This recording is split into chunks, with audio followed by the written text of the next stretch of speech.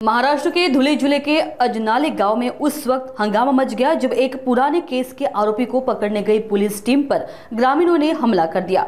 जैसे पुलिस आरोपी को हिरासत में ले रही थी, गांव में अचानक भीड़ इकट्ठा हो गई और पुलिस की गाड़ियों पर पत्थरबाजी शुरू हो गई। इस हमले में पुलिस की गाड़ियों को भारी नुकसान हुआ और कुछ पुलिसकर्मी भी मामूली रूप से घायल हो गए।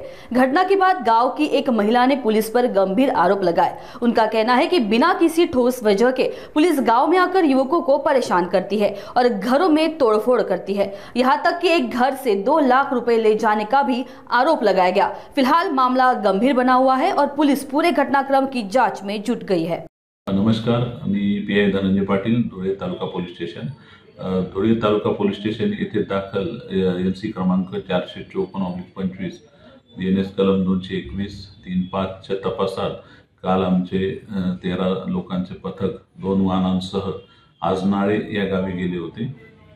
त्या गावी संशयित तिघांना आम्ही चौकशी कामी ताब्यात आमच्या टीमने घेतलं, तर त्यावेळी तेथील महिला आणि पुरुषांनी पोलिसांच्या वाहनांवर आणि पोलिसांवर दगडफेक केली। त्याच्यामध्ये पोलीस वाहनाचा मागचा काच फुटलेला आहे।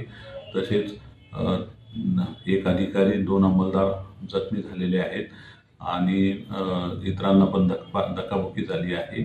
याबाबत गुन्हा नोंद करण्यात आलेला आहे।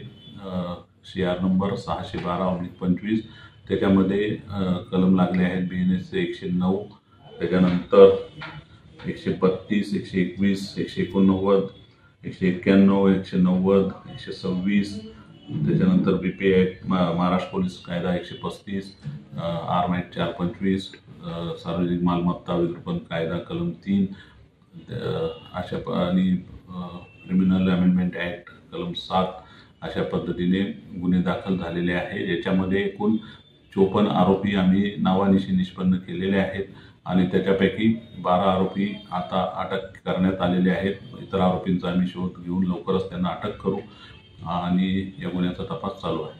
सर, आपण नागरिकांना काय आवाहन करणार सर? नागरिकांना आम्ही असे आवाहन करतो की कायदा कोणीही हातात घेऊ नका।